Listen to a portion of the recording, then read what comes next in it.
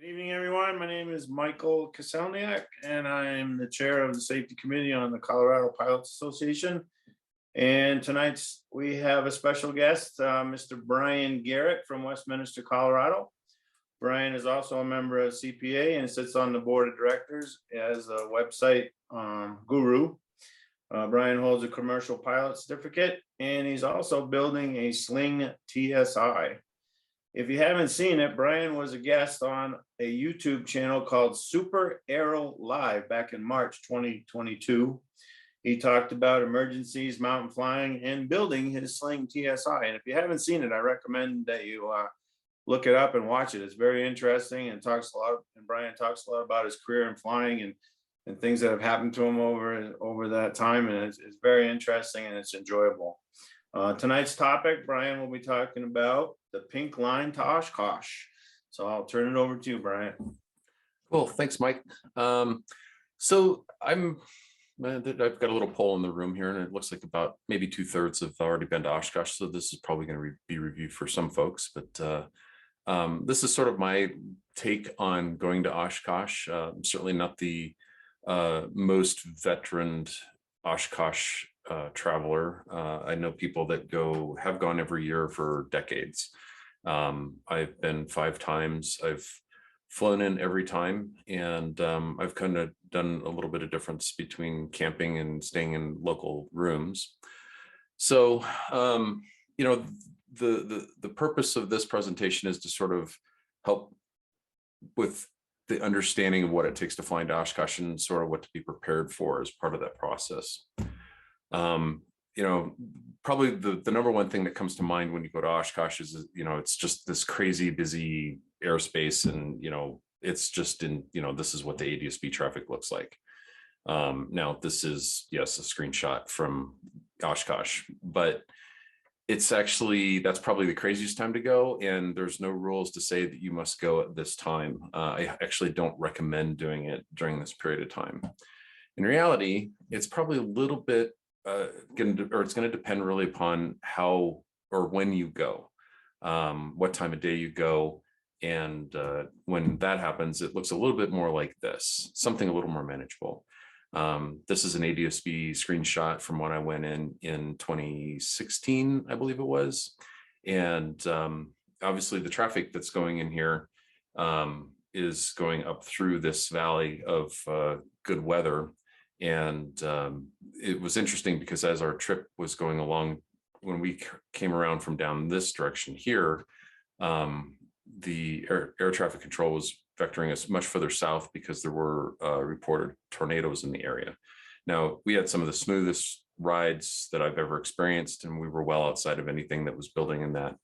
We rounded the corner and then just followed the conga line straight up into the campgrounds, or actually into the airport itself.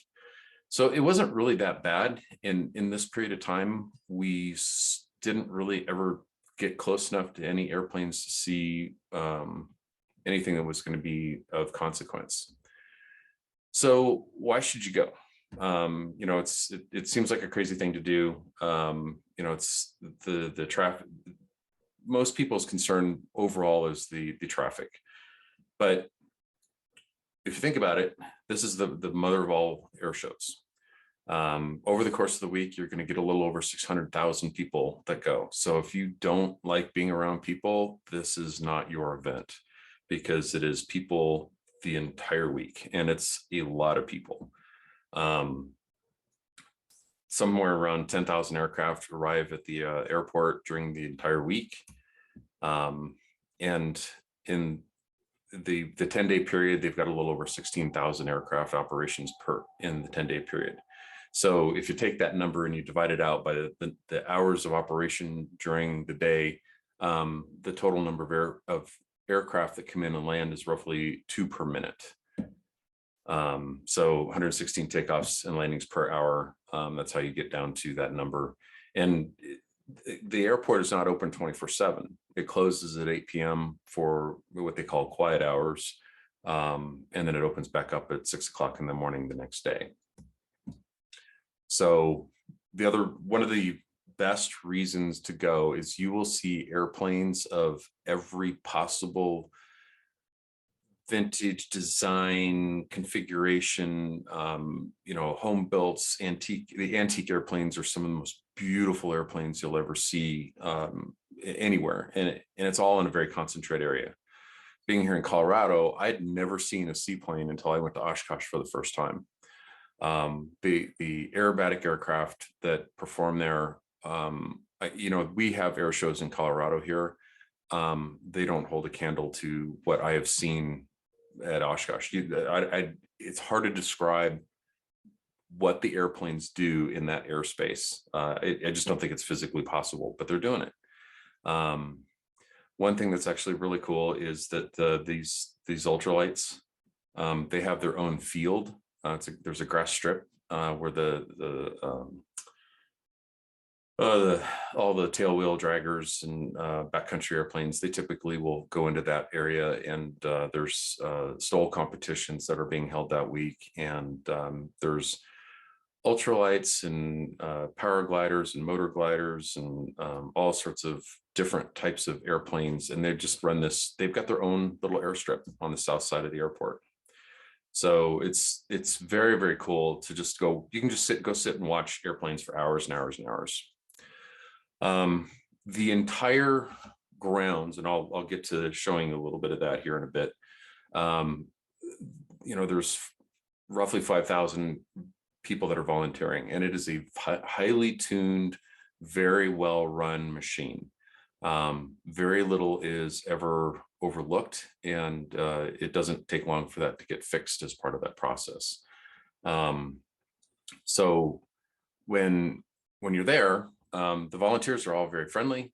They they really understand that the entire community makes a ton of their revenue during this period of time, and they're very appreciative of the airspace or the air show itself.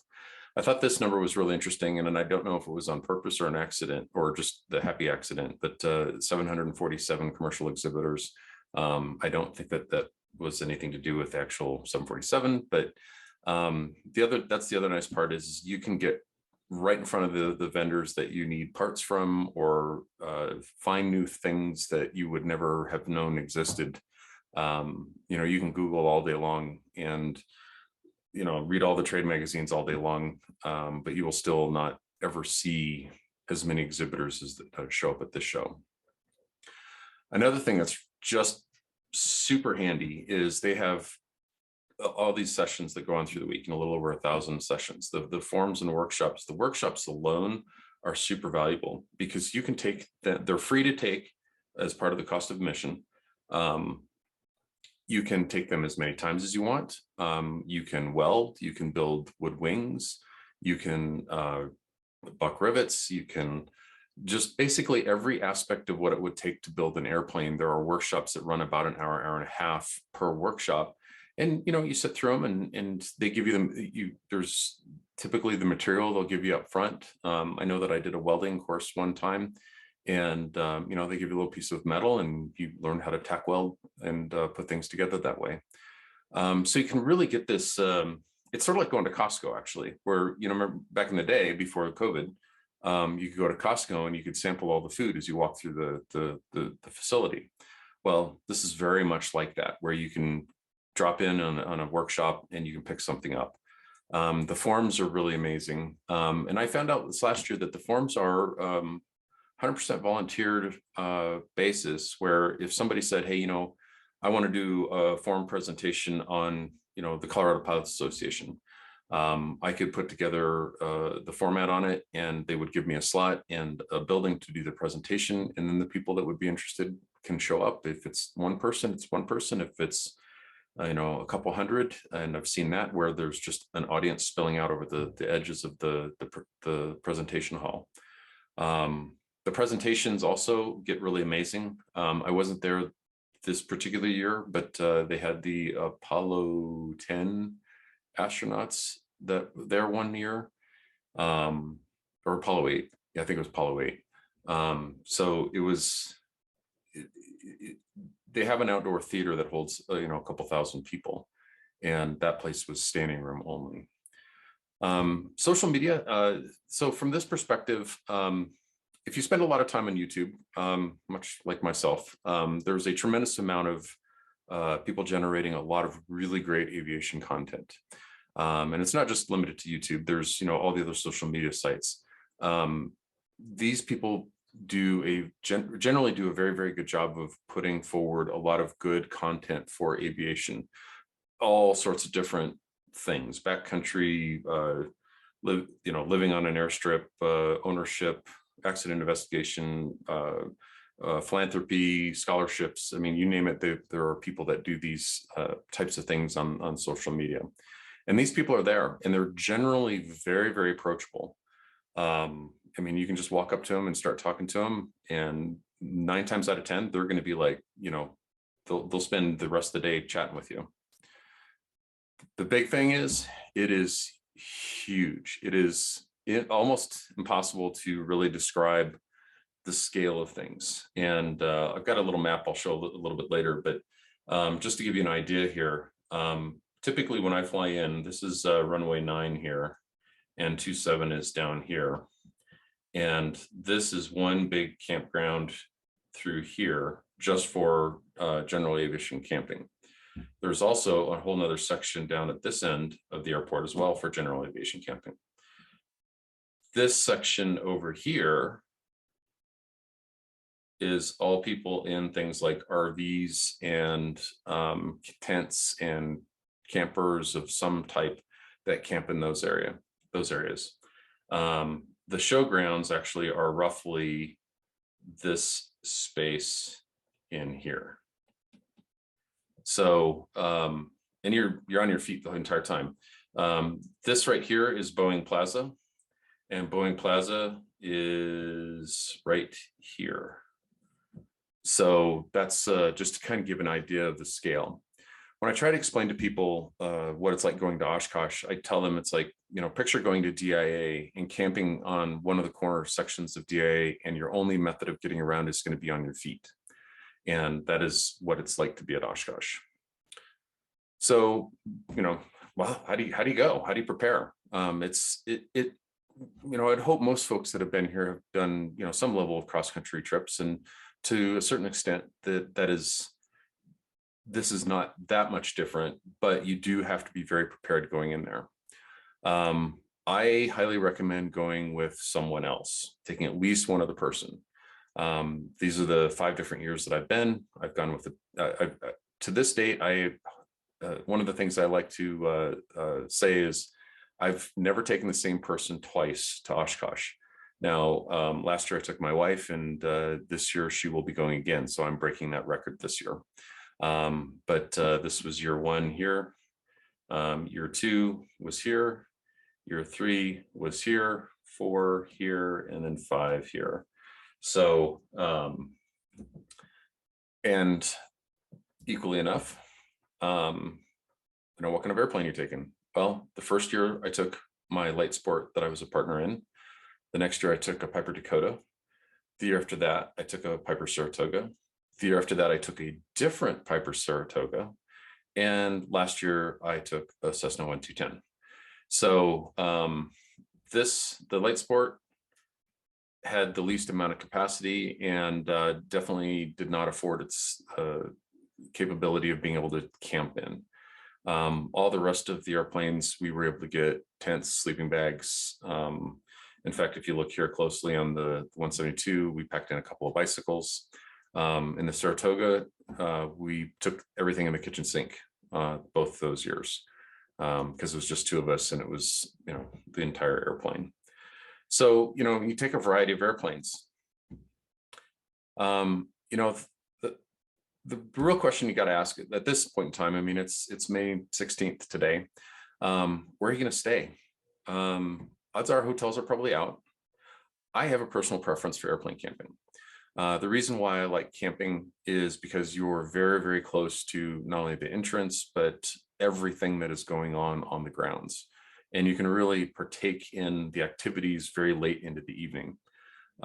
If you're not camping on the grounds or staying in a hotel that's immediate to the airport, you typically will need a car or a shuttle of some sort and then you're going to be needing to leave depending upon when that type of activities getting you there. There are roughly 12,000 camping sites for airplanes. So in the picture that I've got here, all of these are just airplanes that go all the way back. As far as you can see, you can stand up on the wing and you can look as far as you want. You're looking down the entire length of the runway for runway 27. So if you're not camping with your airplane, you can stay in the campground, and Camp Schuler is the campground that you would normally stay at. And this is one of the reasons why you would drive or where you would stay if you drove. It's where I would recommend you would stay if you drove. And this is not a incorrect number. There are typically tens of thousands of people that will camp in Camp Schuler, and it actually becomes a very large community during that period of time. And it's very interesting to actually go spend some time over in that area. You'll see all sorts of different types of interesting vehicles, homemade vehicles that people have put together. It's a very communal nature. You can walk. One year I went over there and I stumbled across a jambalaya fest that was going on. And the women who were running the jambalaya cooking that was going on would not take a dime for the food. And I left so full, and I've never had jambalaya, anything like what they had. It was just fantastic. So, we're hanging out with those folks. I've heard about a beer coffin, where it's a coffin that's filled with beer. I've not seen it, but it sounds pretty interesting.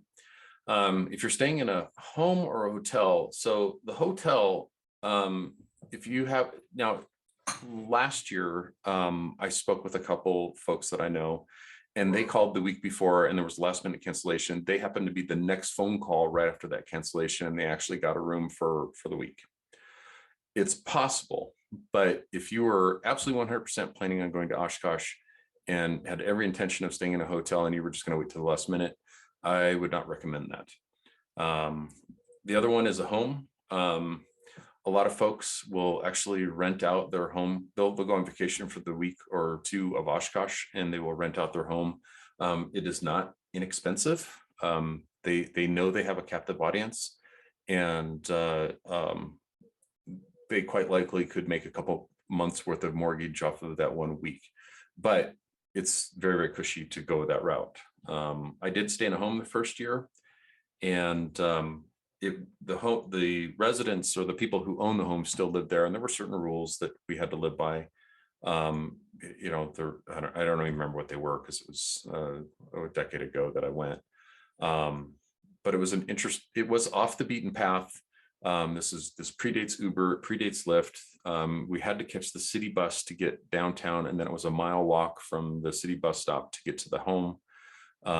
So it was a lot of extra effort, and the city buses didn't run much past 6 p.m. at night. So we missed a lot of events in the evenings because of that. So Airbnb has come on, obviously, since I first went, so you might have better luck with that. But it's going to be very, very similar to what I was doing. The other option is there is a university in town, and they do have dorms in town. I've seen the dorms from the outside, and they do cater to the Oshkosh crowd. Some of the dorms are air conditioned, some of them are not. I've heard that the non-air conditioned dorms can get quite hot in the summertime, or during Oshkosh. So it might be worth doing the dorms or the air conditioning. All right, so you're gonna go. Well, how do you prepare for it? This is the first thing you want to do is you want to make sure you get everything the airplane needs. Now, this is a very abbreviated list. In thinking about cross country, it's no different than any other flight that you would normally take, but there are some things that you want to have with you. I recommend a hard copy of the NOTAM pages that you're going to use.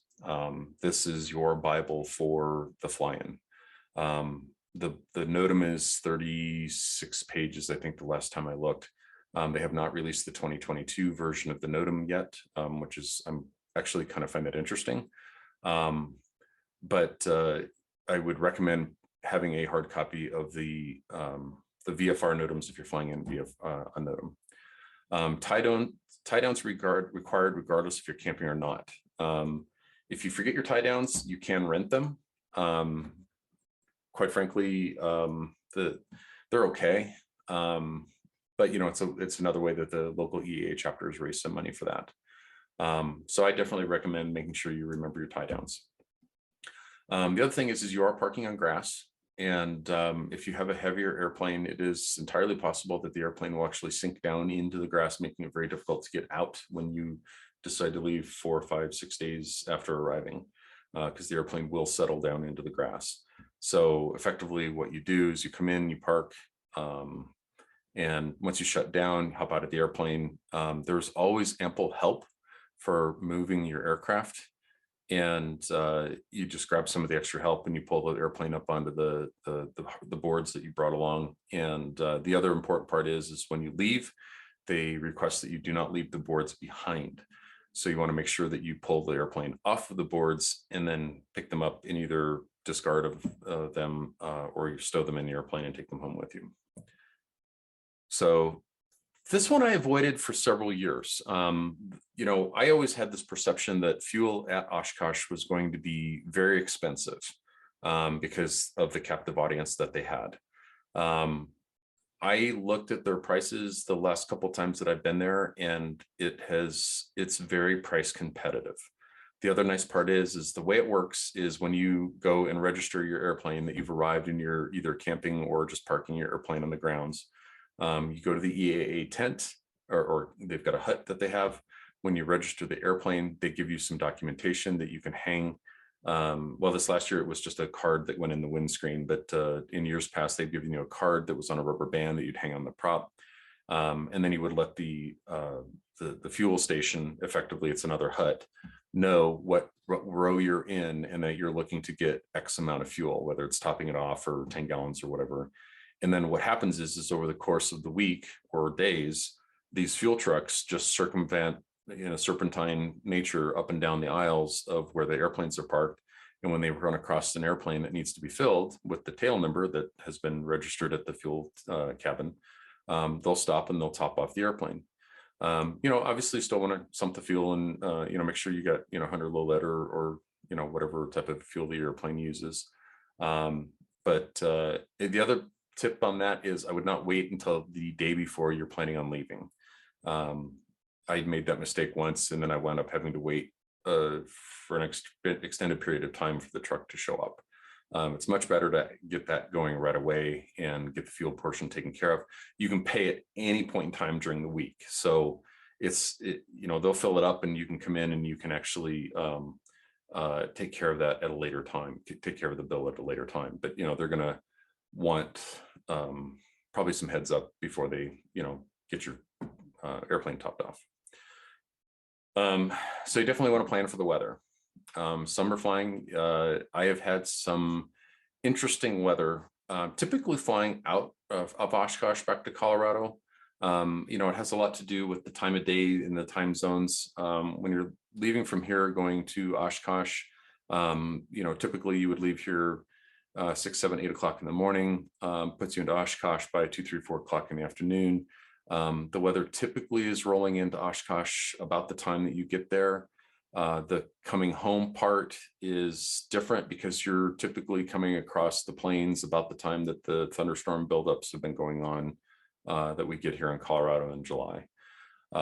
So I've had a couple of incidences where the weather just basically, I couldn't go any further and I had to put the airplane into the ground and wait it out. So you want to make sure you plan for that. And I've actually had one of the worst case of wing icing that I've ever had in my entire life at Oshkosh. It looked like this. So for those of you that don't know, that's a bag of ice on my wing. So that's to say that you can go get ice from the canteens there on the grounds, and taking a cooler along to keep beverages cold or other things cold is handy. But I thought it was kind of funny, having wing icing like that. It's the best kind to have. So let's see. So you want to make sure you bring everything that you can possibly need. What this always gets the challenge. It's a balancing act between how much you can get in the airplane and how much you want to take. So, and depending on how you're lodging, I've known people who are staying in hotels. They bring a backpack, they fly in, they grab their backpack, they jump out of the airplane. Weight and balance is never a big problem because they just have a couple things in their backpack and that's about it. If you're camping, that's going to be your home for the week. So the other thing that's just amazingly critical, very, very good walking shoes. In fact, 2 or 3 pairs probably is not a bad idea. So you can give your feet a break from the same type of shoe during the week. It is not uncommon to walk 10 to 15 miles per day at Oshkosh. I like backpacks that have water integrated into them for a couple of different reasons. It can get very humid there, and the water bag itself in the backpack will add some level of cooling to help you cool a little bit. But the ice bag that I showed you earlier is something that I go get, and I put ice in the water bottle or the water bag in the backpack. And by noon, 1 o'clock, it's just warm water. But, you know, because you can't really get, the vendors won't just give you ice. They've got a captive audience and they're making a lot of money on the food there. Temperatures definitely can vary throughout the day. You get away with shorts all day long. The bugs are not bad on the grounds during the day, so shorts really not the big of a deal. But pants at night, and I've been there 5 times and I have yet to learn my lesson on this one. I will the Wednesday night fireworks show is usually where this bites me, because it'll be like, all right, cool, it's like still 80 degrees out and humid and we're going to the night fireworks show, and I'm gonna risk it, I'm gonna wear shorts tonight. And Oshkosh, the airport is immediately adjacent to Lake Winnebago, which is a very large body of water. It's not as big as Michigan, which is a little bit further beyond that. But the temperature at night can drop to 20, 30 degrees pretty quick. So if it's 80 degrees out, you know, at 5, 6 o'clock, when you're getting ready to head over to find a good spot for the fireworks show, by 9 o'clock, it could be 50 degrees and humid, so it'll feel extra cold. I've left the fireworks show at least twice because I was just too cold and I couldn't stand it anymore. So don't be like me. Weather can definitely vary during the course of the day. First year that I was there, this cell moved through, and this is probably the calmest portion of the storm. As it moved through, I didn't include the video on it, but basically if you were not under some type of cover, you were going to be taking a shower outside, because it was a monsoon that passed through. The one thing that's really good about how well managed the air event is, or the week is you can sign up for texts, and you will get weather texts throughout the day based on what weather is coming through.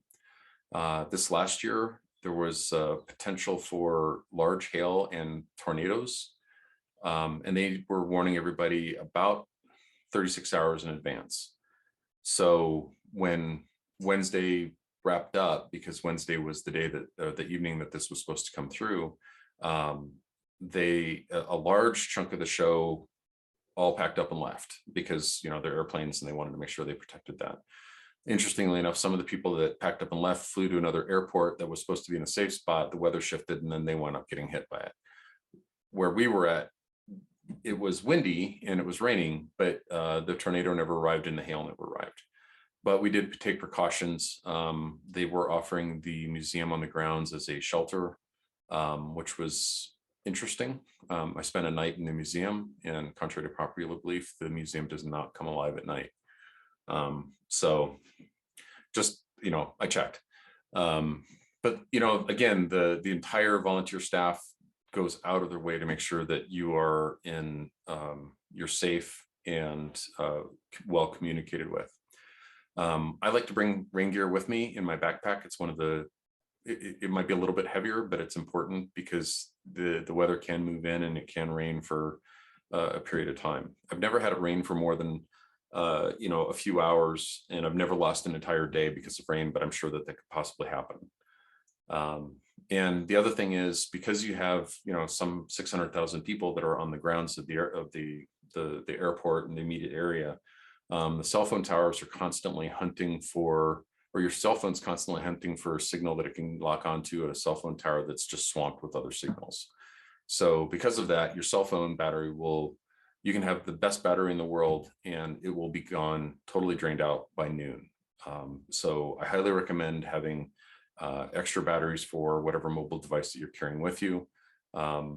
You will use not just everything in your phone or whatever device you're carrying, but you will probably go through good half of or most of the battery that you're carrying with you. It also dovetails into solar panels are actually fairly inexpensive now, and they're not terribly heavy. So if you are camping, I definitely recommend bringing a solar panel and a larger battery to charge during the day. I bought one for myself, and it's got 2 solar panels to it. The solar panels are enough to keep the battery charged. The big battery, it's like almost the size of a car battery, but it's a super lightweight battery. So the solar panels will keep that battery charged during the day, and that will charge one of the batteries that I leave behind at camp. And then when I come back in the evening, I just swap batteries out. I've got a fresh battery, and it charges the portable battery that I carry with me. So, and bug spray. The bugs definitely come out at night. This is where shorts isn't a good idea at night either, because you not only get cold, but you also become a small smorgasbord for the local bugs.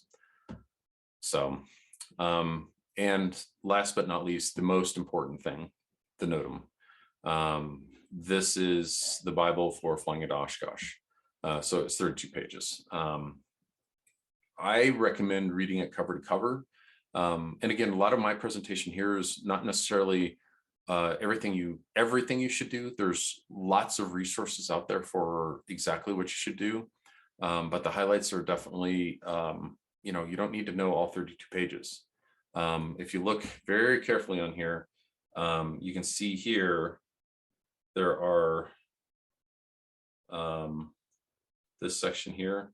If you're not flying a seaplane, you don't need to read that section. If you're not flying helicoptering, you don't need to read that section. No ultralight, not there. If you're not flying in IFR, you don't need to do that.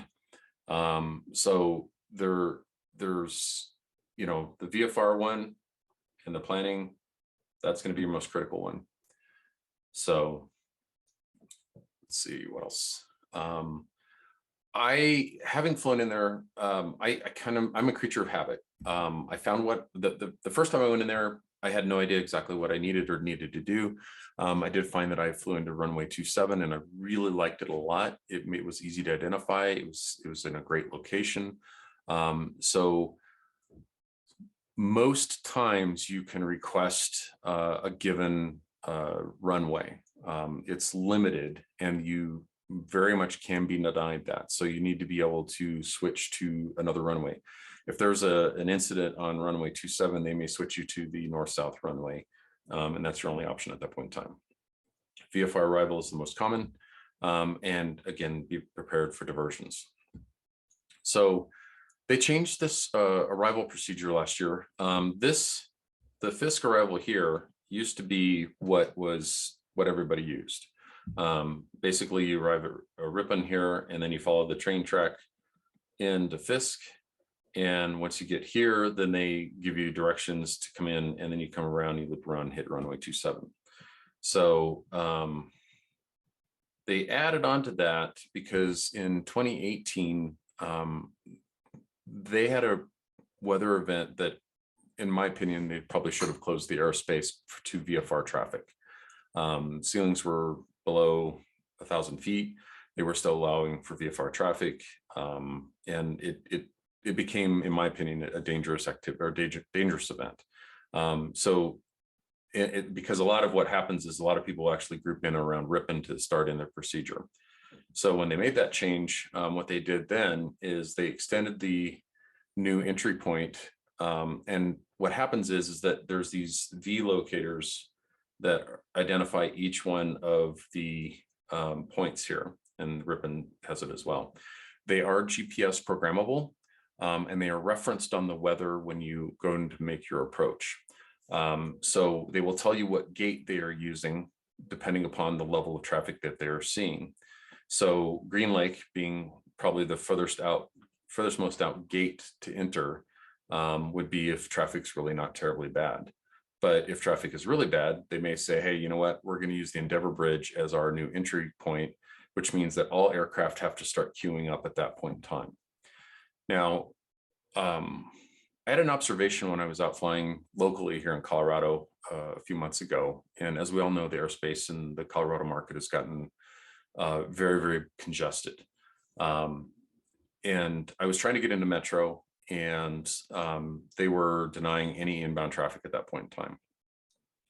So what that left is anybody that wanted to come in there was left outside the VF or left outside the Delta circling. Well, to me, that's a more unsafe thing if you have a high amount of traffic trying to get in there, because you're going to have people that are going to be doing left turns and people that are going to be doing right turns that are going to be over the Boulder Reservoir, and they're going to be over some residential areas, and you know, they're in all these different areas, and there's nothing coordinated about the holding process outside of that airspace. With the traffic inbound to Oshkosh, there is a procedure on holds and how they handle the volume of traffic. So, and that's what this aspect grew out of. Basically, you just start lining up and you start queuing yourself in line with the other airplanes that are in the area. And eventually you start getting single file once you hit Ripon, and then you follow the train tracks on it. So that's why, you know, when people get worried about flying into Oshkosh, I think it's more safe to actually do that even on a busy day. Now, that first slide I showed you with all the ADSB traffic, that's a completely different story. But going in on a normal day there, it's probably not anywhere as unsafe as would be here when it's in a congested airspace. These are just two of the arrivals. The one that I like is the runway 27. So Lake Winnebago is out here, and they want you to turn well before you cross over. And this is actually probably the most interesting portions of the flight, because you are making effectively a downwind base final. And I say that very fast because that's how that happens. There is really, you turn downwind to final. So it's and air traffic control is on top of you pretty much the whole way. They want you in a certain position, and they will make sure that they stay on top of you. The one thing that's a little bit difficult to identify if you've never been there is a gravel pit. Once you see it for the first time, you know what to look for, but if you've never seen it before, it's difficult to determine. The shaded area is where you don't fly into. All the arrivals would stay outside of that area. Partly because you've got the museum is here, and there are helicopters and whatnot that fly out of there. And then the air traffic that is on runway 36 will be coming in from this direction down here. The other interesting thing is that during the course of the year, runway 3 right is actually a taxiway, except for the few weeks of Oshkosh, at which point in time they turn it into 30 left and 30, or 36 left and 36 right. And as the arrows say, when you hit the ground, you taxi off. And I'll show you a little bit of what that looks like here in a minute. Actually, this is it. And if you'll bear with me just for the 2-3 minutes of this here, this is probably one of the better videos that I've seen of what it looks like to go in. And I may pause it here to just kind of point out a few things. So. Could get interesting. Is that an orange dot or a pink dot? What's the first one on? Orange. Okay. So we'll get either orange or green, or maybe the numbers. He's got his NOTAM here. Okay, there's the gravel pits. You're going to want to start your right eventually. Yep. The gravel pit is I'm going to actually cheat just right north of this here. road because of that wind. So I'll be between the road and the gravel pit. This is runway 27. And the Canard, so right turn here, into the grass when able. Follow flagman to parking. Thanks for your help.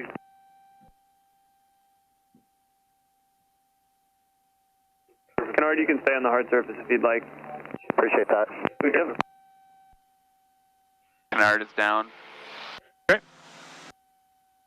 Let's we're looking for that Comanche on final. I'm on downwind, So yeah? this is the gravel pit here. Start my descent then. Cessna in the downwind, start your descent a little bit high there. You can expect a short approach, right turn into the grass as soon as able after landing. Lots of departures lined up here, ready to go. And some more arrivals behind you. Thanks for the help. So that was like Wind 050 at 9. It's like Winnebago right out here. Traffic, 1 o'clock. Right, 80 less knots. than 1 mile. 75. Comanche. Cessna, good job on the descent. Plan on the green dot for landing. 70. 70, 75.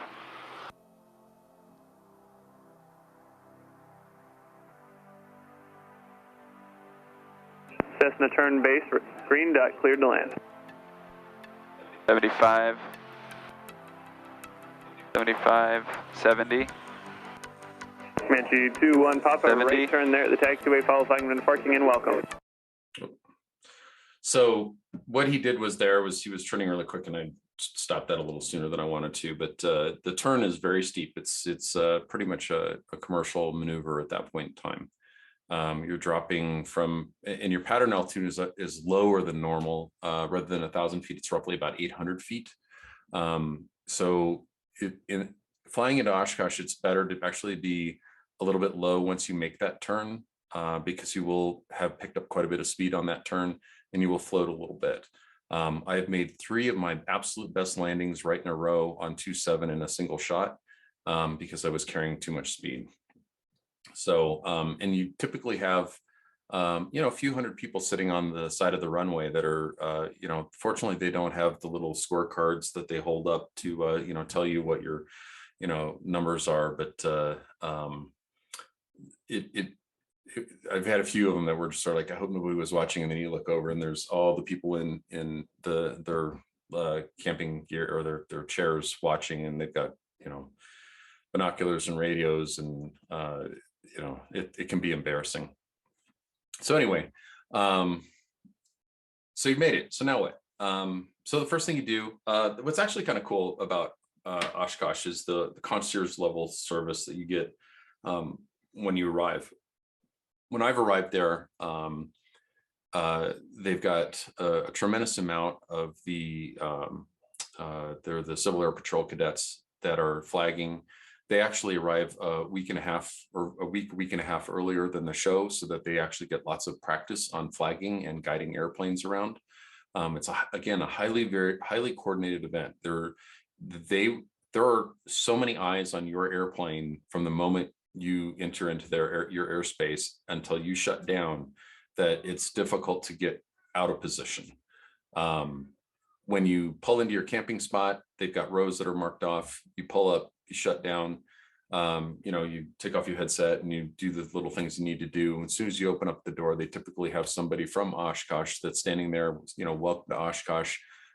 They've got all the procedures and processes that you need to do, and they're there to answer any questions for you. So it's just a first-class service.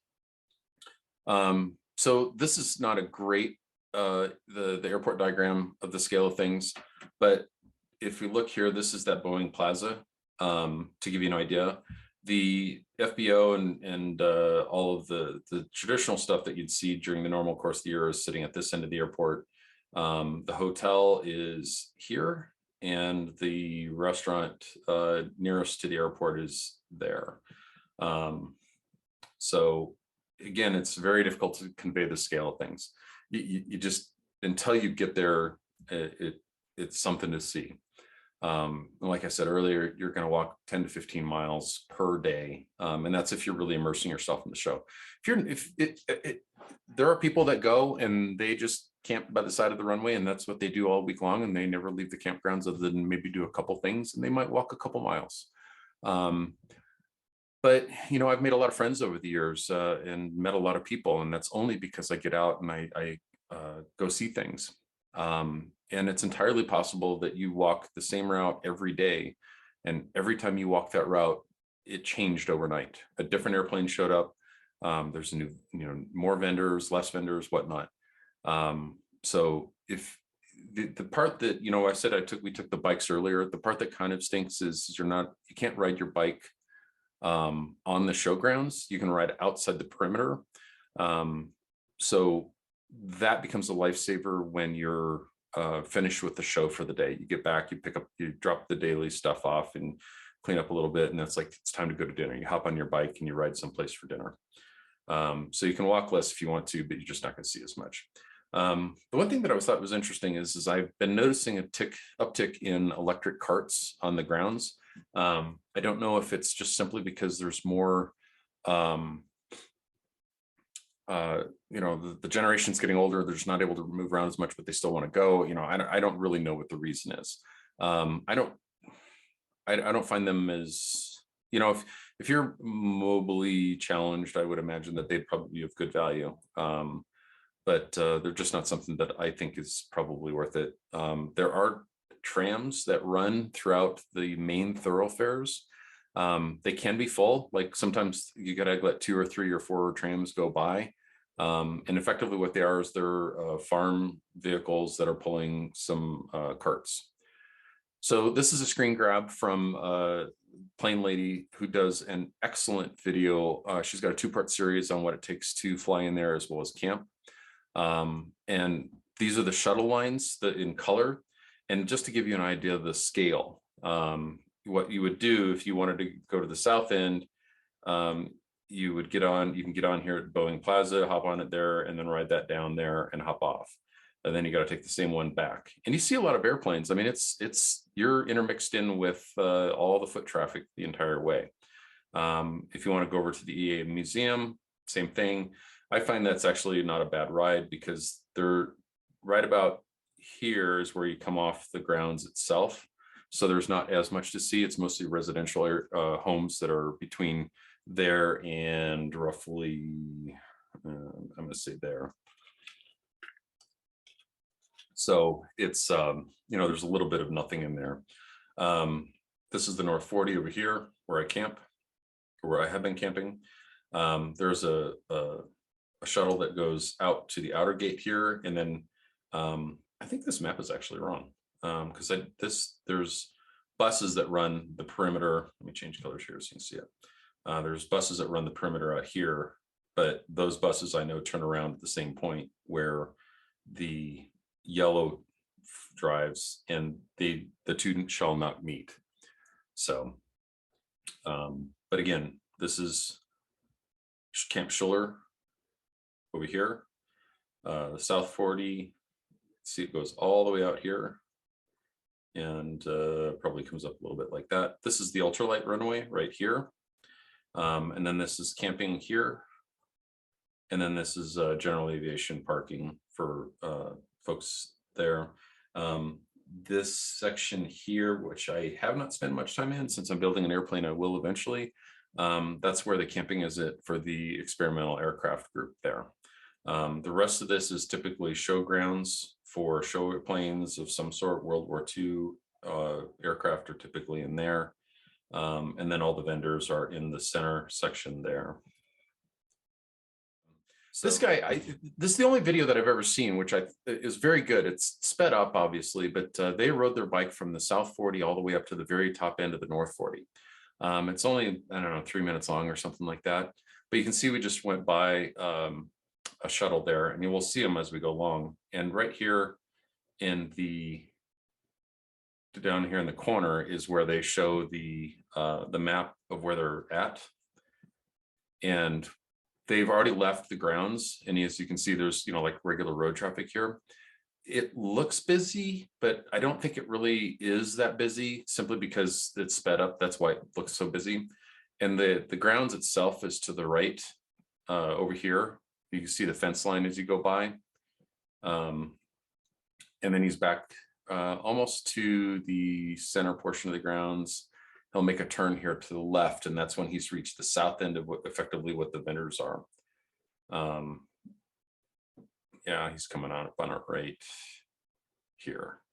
So to the left there is Camp Schuler. He's been the Camp Schuler's been along there all the time. There's one of the buses that you'd hop on to go further out. And again, on the right-hand side is more of the show itself. He's going to make a right turn here. There's a red barn, which is one of the grocery stores to the left.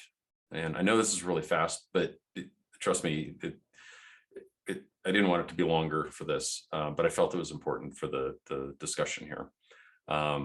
So right here, he just passed the center portion of the showgrounds, and now he's crossing over to the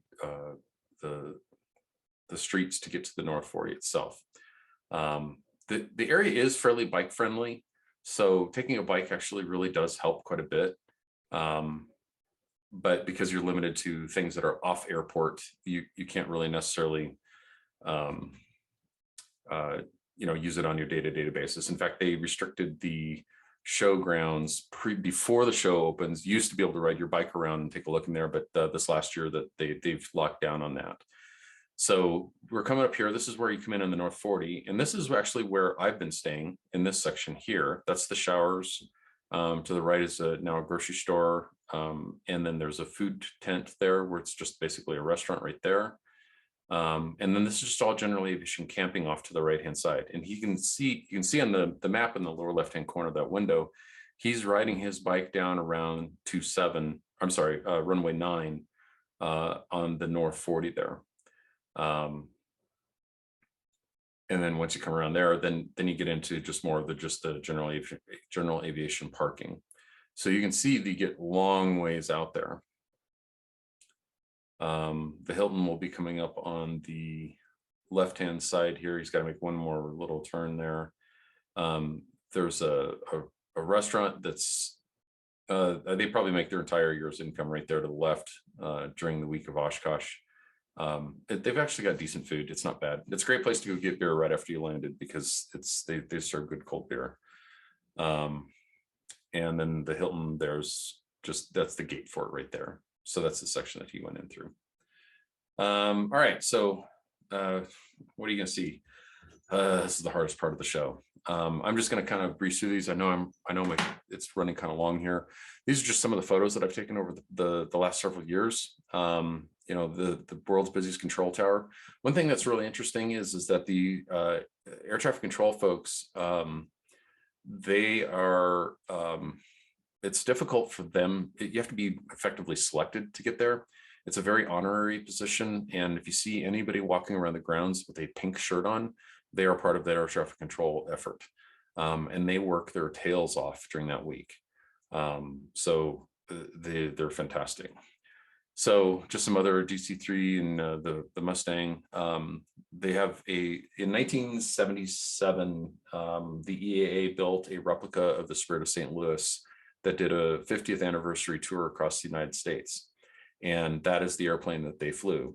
One of the things that I sort of like to hang my hat on is I saw that airplane fly in 1977 on the Victory Tour as it came through North Platte, Nebraska. That airplane has been hanging in their hangar for decades. And when I told one of the docents that I'd seen that airplane fly, he thought he'd never heard that story before. So again, this is the first time I've ever seen seaplanes, and a Grand Caravan on floats is pretty impressive. So when you go to the traditional Brown Arch, the seaplane base is not to be missed. I like going there in the middle of the week just to sort of unplug from the events of the show, because it is very serene. You almost want to take a pillow and just, take a nap under a tree, because it's so quiet and it's so peaceful. Boeing Plaza will have a number of very heavy, very large airplanes. In this particular one, one of the let's see, it's the 319 Airborne came through, and it's a C-130, and it's just wide open for people to be able to do what they need to do on it. Ford Tri-Motor is one of the best deals on the airport for taking a trip, or not a trip, but a ride. It's like $75. It's maybe a 15-minute ride, but it's well worth it. It's time travel. And again, like I was, they're saying earlier, you meet people there. Well, I was walking around the grounds one time and I stepped into the EAA tent and they said, hey, Sully's going to be speaking here in just a few minutes. So I just grabbed a seat and sat down and listened to Sully talk about that. He was out promoting the movie that Tom Hanks did.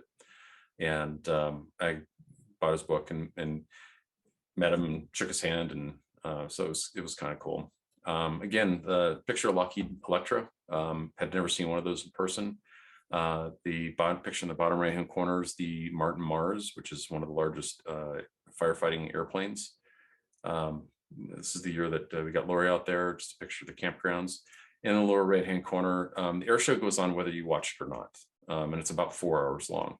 So if you want to watch the air show, you're more than welcome to. If you watch any EAA presentations that were filmed at Oshkosh, there's always this throughout the presentation. And it's just because that's the air show goes on. A little bit more of the seaplane base. Mike Patey had Scrappy there last year. And kudos to Mike Patey. He sat and did the meet and greet thing for hours without a break. He did not turn anybody away. He shook everybody's hand. He took any pictures that wanted to be had. He signed any autographs that would be had. He answered any questions about the airplane. I met Mike Patey in 2014, and he had just finished building Turbulence. And I didn't really know who he was or anything like that. And so I didn't really understand his enthusiasm. But as I've got to know him through YouTube over the years, I have mad respect for the guy. And especially the level of effort that he puts into shows like this. He had to have been exhausted. Got a little miniature World War, or gosh, what is that?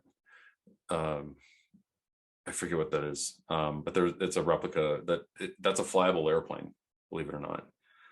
You get up close and personal to the Super Fortress. Again, well worth the tour. Get to see some great skywriting. The picture in the upper right corner, they typically do a live concert at least once during the week of Oshkosh. They didn't last year. I would hope that they do it this year. But that particular one is Kenny Loggins, and yes, he did play the Top Gun, the Danger Zone. So I mean, everybody's going to want that. So anyway, last slide. The overall event is just one super finely tuned machine. It's amazing how effectively they move that many people. I don't think Disney has anything on these guys. The energy that people even working as volunteers, they are very, very good at it. When I say everyone's willing to lend a hand, in years past, if you flag down somebody driving around on a golf cart and they've got some empty seats, if they're going your direction or you're going their direction, yeah, hop on the golf cart. I'll give you a ride. It's not unheard of for you to hop on, and the president of the EAA will be driving the cart. And again, it's a very communal environment. There's lots and lots of people to share. I mean, food and stories and beer, and it's just one amazingly like-minded event with all sorts of people that all share a common passion for aviation. So anyway, that's my entire spiel on this. So hopefully I answered every single question.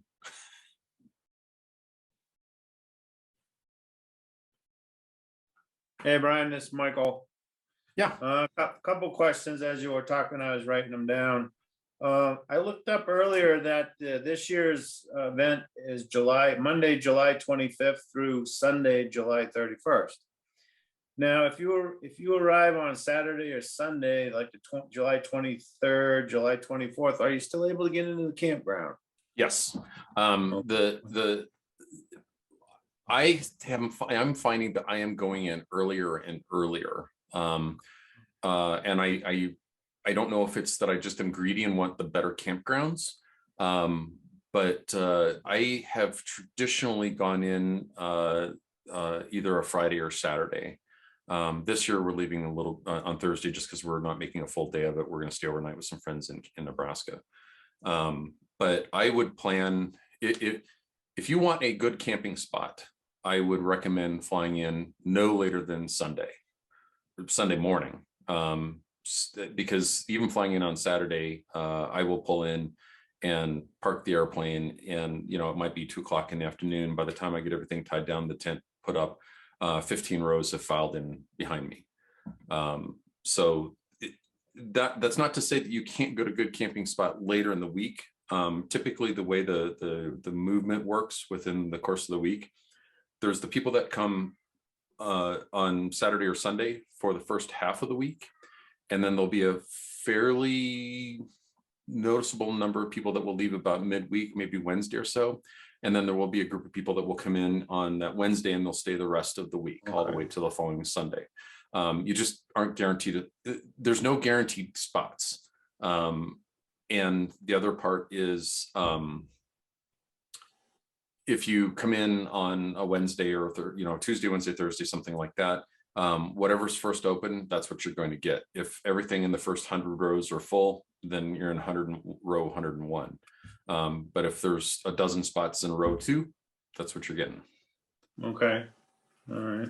And then the way that the planes and the tents were set up and everything, it looks like there's no open fires, right? No, Probably just not at a all. Coleman stove or a jet boil or something. Yeah, and there are some people that will bring in stoves like that and cook their meals that way. So it just depends on what your plans are, I guess. Right. And then I had written down, and I think you answered it, about renting bicycles or renting golf carts. But if they don't let the bicycles into the main area, are there places you can park your bike and lock them up? Yes. Okay. And this also goes back a little bit into the communal nature of things. One thing I didn't discuss, which is just will blow anybody's mind away, when I talked about the batteries and the charging situation, because solar panels are still fairly new and people still aren't bringing them. At the bathrooms, there are shelves with outlets, and it's not uncommon. I will call it like the Oshkosh Best Buy, where you walk by the restroom and you'll have $10,000 worth of electronics sitting there completely unattended, and they're all charging. So nobody touches them, unless you own it. And the only thing I've ever had stolen, and I would chalk this up to my methodology, was the charger itself and the battery, but it's because I used the same charger the entire time at the same location. So so a casual observer probably would walk in and be like, that's got left behind. It's never moved the entire week. So, I mean, legit, I think that's what happened. I don't believe it got stolen. But I don't think I locked the bikes up when I was there. Do we lock them up when we're out at a larger gathering? Yeah, we do. And you just kind of get creative on how you lock stuff up. We just locked the 2 bikes together. And what was the most recent year? The last year you were there? Last year. Okay. Yep. Yeah, last year was the first year after COVID, and the FAA wasn't there, so there was a fair amount of it was fairly subdued in nature. The energy, I think having a year off with COVID, the wheels of the machine weren't in full motion quite yet. I anticipate this year to be probably one of the bigger events that they'll have had. All right, thank you. Anybody else? Any other questions? Everybody else is gone. Bill's just pining away with the question somewhere there. No, not me, Brian. I've been there enough times and seen it all. You did a very great briefing, though. That really covered it all. Thanks. Yeah, I wasn't trying to be the be all or the end all to be all for everything Oshkosh, because that's more than, I mean, I've already chewed up an hour and a half of the evening. But I wanted to get the highlights and sort of the enthusiasm and just the spectacle of it.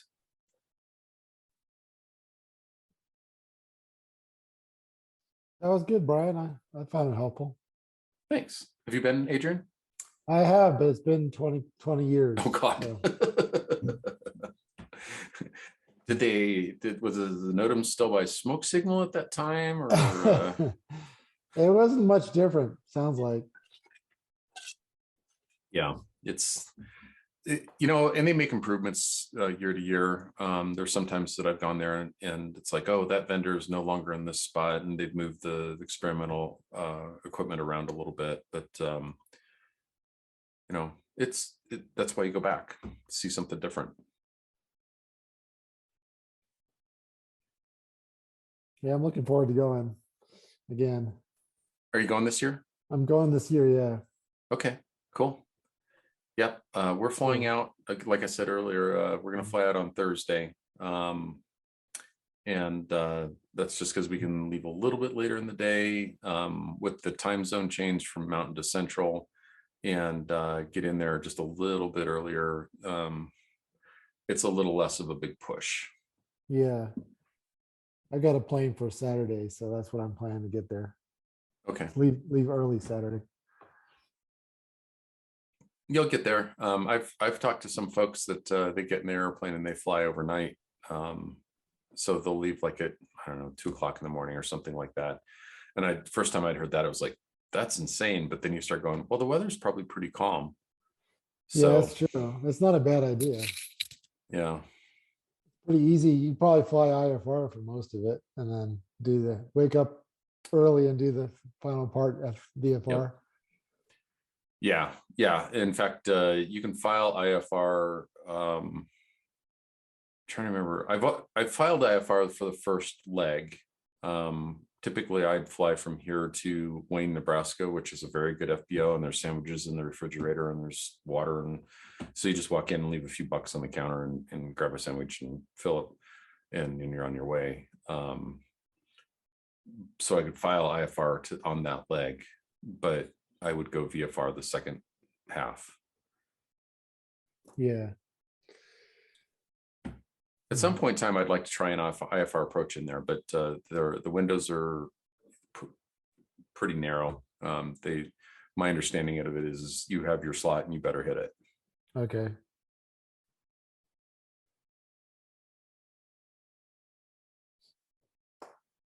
All right. Well, cool. Any other questions? I really appreciate everybody coming tonight. It was a smaller crowd, but we'll put it up online and hopefully more people can enjoy it. No, thank you very much. And you'll have to give us a report afterwards on how it went.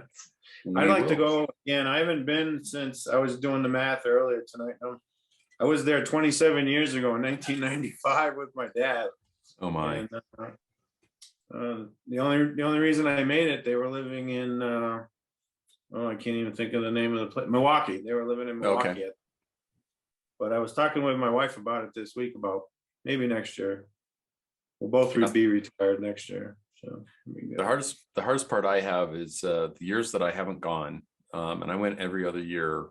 So I went 12, 14, 16, 18, skipped 20, did 21.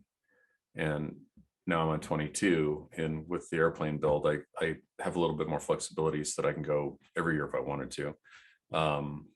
But the years that I didn't go, the odd years, the week of Oshkosh would come and I'd be watching, all sorts of videos and whatnot be posted, and just drive me nuts because it's like, why am I not there watching this? Yep. No. Very good. Thank you very much. Really appreciate it. All right. Cool. All right. Thanks, everybody. All right. Good night. Thank you, everyone. Yeah, take care. Thank you, everybody. Thank you. Thanks. Thanks, Brian.